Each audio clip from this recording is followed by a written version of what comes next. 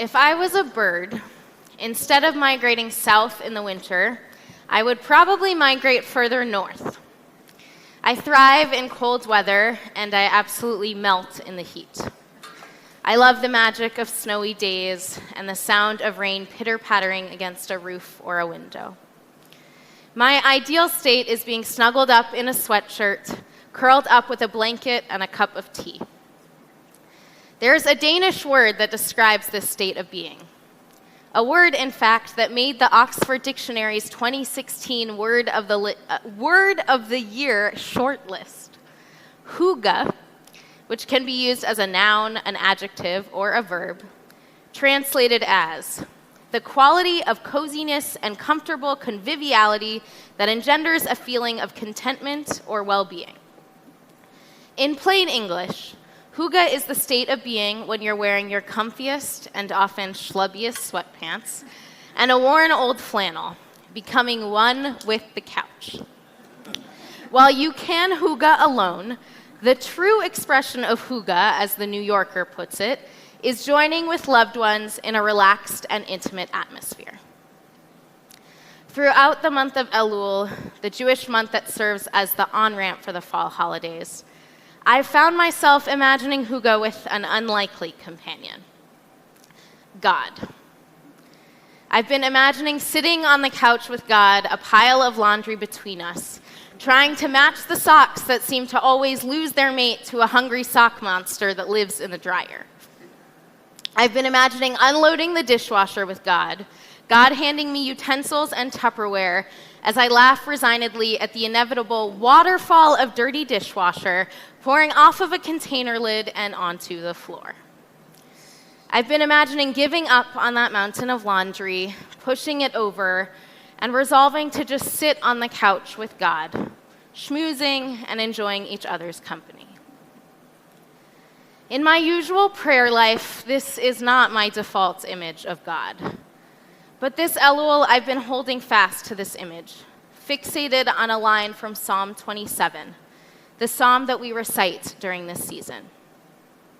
Achat sha'alti me'et Adonai, ota avakesh, shiviti beveit Adonai kol yemei chayai.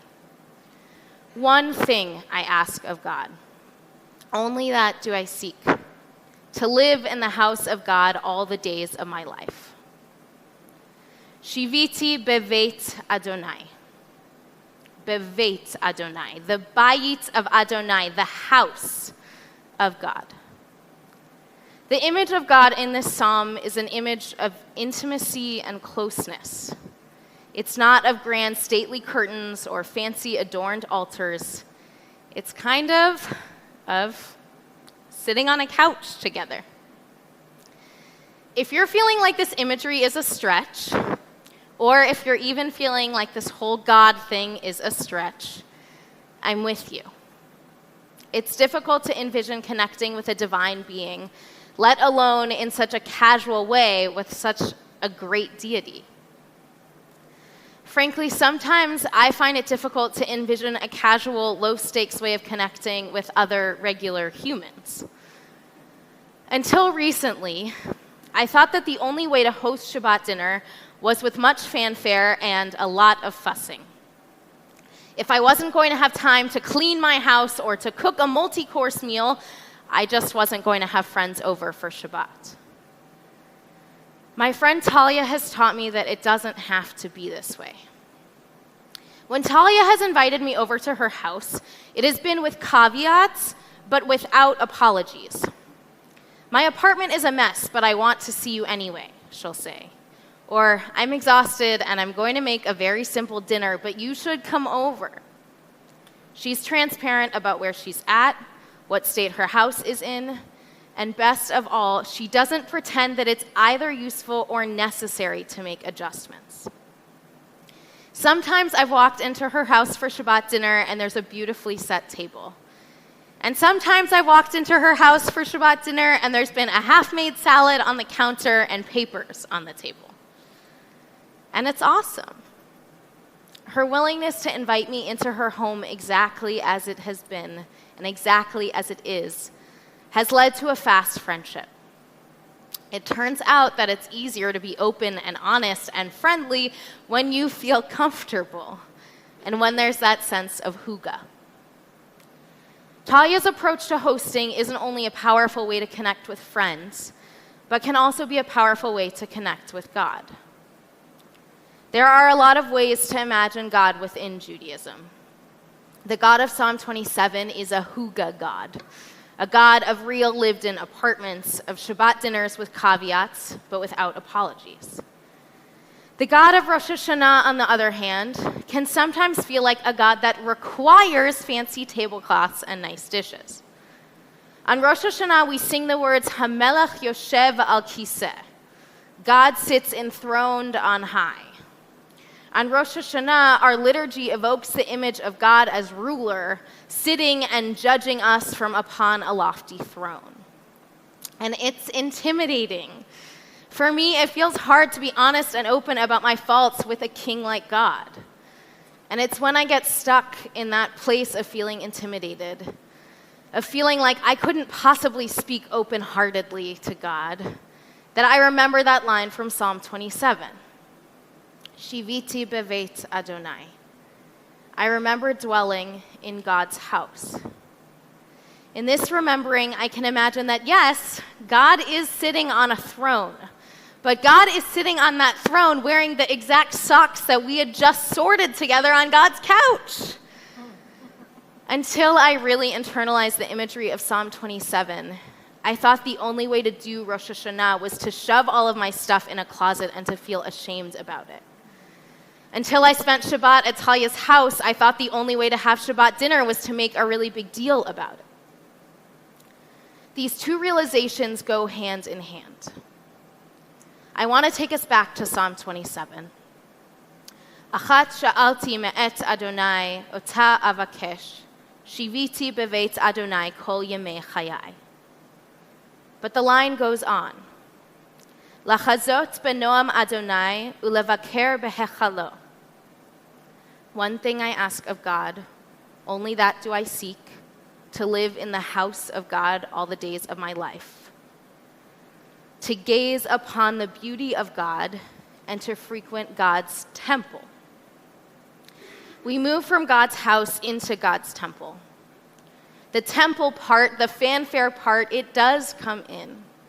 It isn't all hygge all the time. But we start from a place of intimacy and then move into formality. We start from a place of intimacy and then move into formality. We can relate to God better after we've spent time in God's house. And we can relate to each other better when we simply start from exactly where we are. How many times have you admired someone from afar but worried about having the exact right introduction and not introduced yourself? How many times have you thought to send a sympathy card but put it off because you didn't know the right thing to say? Reverence for God without intimacy is idolatry. Reverence with intimacy is relationship. On Rosh Hashanah, it is only through knowing God intimately that the image of God on a throne has a chance of evoking anything other than an eye roll. When we meet each other only in the carefully cultivated, deliberately crafted ways, we miss out. We miss out on the shared smiles that come with the unspoken understanding that we all have dishes to do and laundry to sort.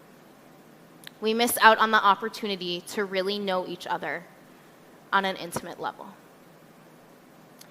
During Rosh Hashanah, we read the Haftarah about Hannah, a woman who reaches out to God in the midst of deep despair, not even able to pretend to care about formalities. Hannah arrives at God's temple, and as the verse describes, in her wretchedness prayed to Adonai, weeping all the while. She is a hysterical, crying mess, but she shows up, and God meets her right where she is. Not even 10 verses later, we learn that God vayizkereha. God remembers Hannah and grants her the child she so desperately wants. As we enter into the year 5783, May we too be willing to show up as we are. May we too be remembered. May we be able to picture God not just as sovereign, but as friend.